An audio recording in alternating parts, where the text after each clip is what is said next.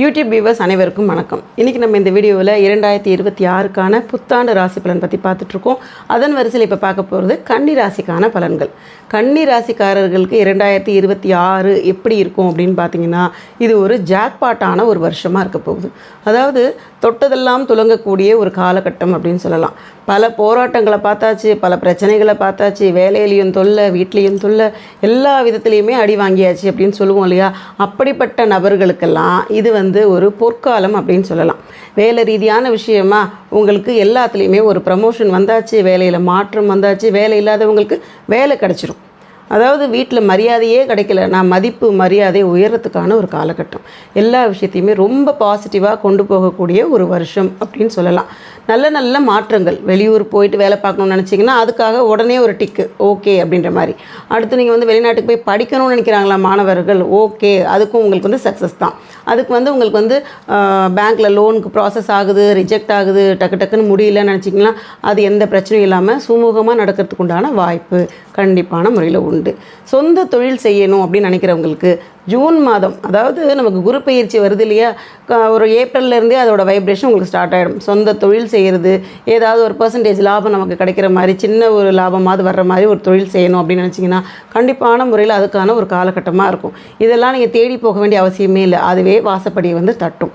நிறைய நல்ல மாற்றங்கள். ரொம்ப பெரிய கடன்லாம் வச்சுட்ருக்கேன், என் கடன் எப்போ அடையும் அப்படின்னு நினைக்கக்கூடியவங்களுக்கு தன்னால் கடன் அடையக்கூடிய வாய்ப்புன்றது நிச்சயமாக உண்டு. பசங்க, அதாவது பிள்ளைகள் ரூபத்தில் நமக்கு பல நன்மைகள் வரதுக்கான காலகட்டம், சந்தோஷமான சுப நிகழ்ச்சிகள் நடக்கிறதுக்கான ஒரு காலகட்டம் அப்படின்னு சொல்லலாம். படிக்க குழந்தைகளுக்கு வெளிநாட்டுக்கு போய் படிக்கிறதுக்கு வாய்ப்பு இருக்குது. அதே மாதிரி உற்சாகமாக படிப்பாங்க. ரொம்ப மந்தமாக படிச்சிட்ருக்காங்க, இன்ட்ரெஸ்டே இல்லாமல் புக்கை எடுத்தாவே தூக்கம் வருது, தலைவலிக்குதுன்னு சாக்கு போக்கு சொல்லக்கூடிய பசங்களாக இருந்தாலும் நல்ல தெளிவாக படிக்கிறதுக்கான காலகட்டம் ஒரு ஏப்ரல்லேருந்தே பார்த்திங்கன்னா உஷாராக மாறிடுவாங்க. இவங்களுக்கு எடுத்து நீங்கள் சொல்ல வேண்டிய அவசியமெல்லாம் கிடையாது. உட்காந்து அட்வைஸ் பண்ணால் உடனே கோச்சிப்பாங்க. அட்வைஸே பண்ணாதீங்க, நல்லா படித்தா நல்லது அப்படின்னு சொல்லிட்டு ஒதுங்கிருங்க. அவங்களே ஆட்டோமேட்டிக்காக படிப்பாங்க.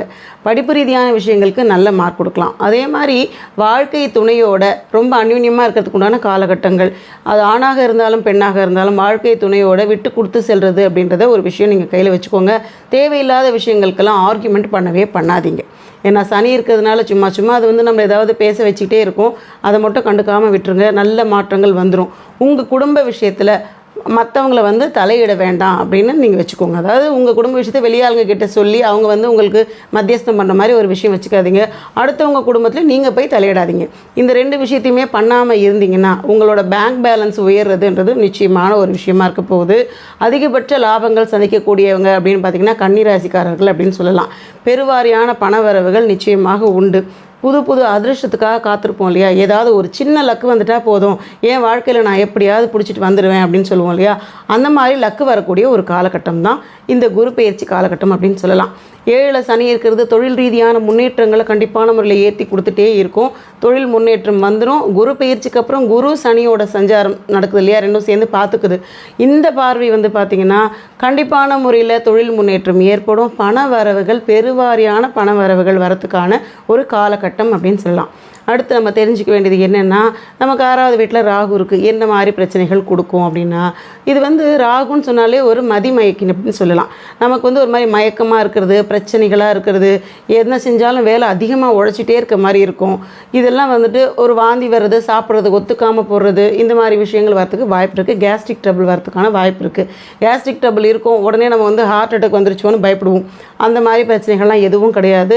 சாப்பிட்டது சரியாக செரிக்கலை அப்படின்றதான் ஒரு விஷயம். அதிகபட்சமாக பூண்டு சேர்த்துக்கோங்க. பூண்டு சேர்த்துக்கிட்டிங்கன்னா உங்களுக்கு கேஸும் பிரச்சனையாக தீர்ந்துடும். அதே மாதிரி ராகுவுக்கு சொந்தமான ஒன்று அப்படிங்கிறதுனால இதை சாப்பிடும்போது பரிகாரமும் ஆயிடுச்சு. இது எந்த மாதிரியான பிரச்சனைகள்லாம் தீர்த்து கொடுக்கும் அப்படின்னு பார்த்தீங்கன்னா, உங்களுக்கு ராகுவுடைய தாக்கங்கள்லேருந்து நீங்கள் வெளியே வரலாம். ஆரோக்கியத்தில் ரொம்ப முக்கியத்துவம் கொடுத்துக்கோங்க. உணவு பழக்க வழக்கம் ரொம்ப ஒரு முக்கியமான ஒரு விஷயமா இருக்குது. நேரத்துக்கு தூங்குறது, நேரத்துக்கு எழுந்திருக்கிறது, இதை கரெக்டாக ஃபாலோ பண்ணிங்கன்னா போதும். இந்த வருஷம் உங்களுக்கு ஒரு இனிப்பான வருஷமாக இருக்கும். இது வரைக்கும் இல்லாத அளவுக்கு பல நல்ல மாற்றங்களோடு வரக்கூடிய வருஷம் அப்படின்னு பார்த்தீங்கன்னா நமக்கு இந்த 2026ன்னு சொல்லலாம். 30 வருஷத்துக்கு ஒரு தடவை சனியும் வந்தாச்சு, ஆனால் கூட பெரிய முன்னேற்றம் வரலையே அப்படின்னு சொல்லுவோம் இல்லையா? அப்படி வந்தாலும் குரு உச்சமாக இருந்து அந்த சனியை பார்க்குறது, குருவோட வீடு வேறு இல்லையா, இன்னும் அழுத்தமான பார்வை கிடைக்கும். இது லாபங்கள், இரட்டிப்பு லாபங்கள் கொடுக்கக்கூடிய ஒரு அமைப்பு.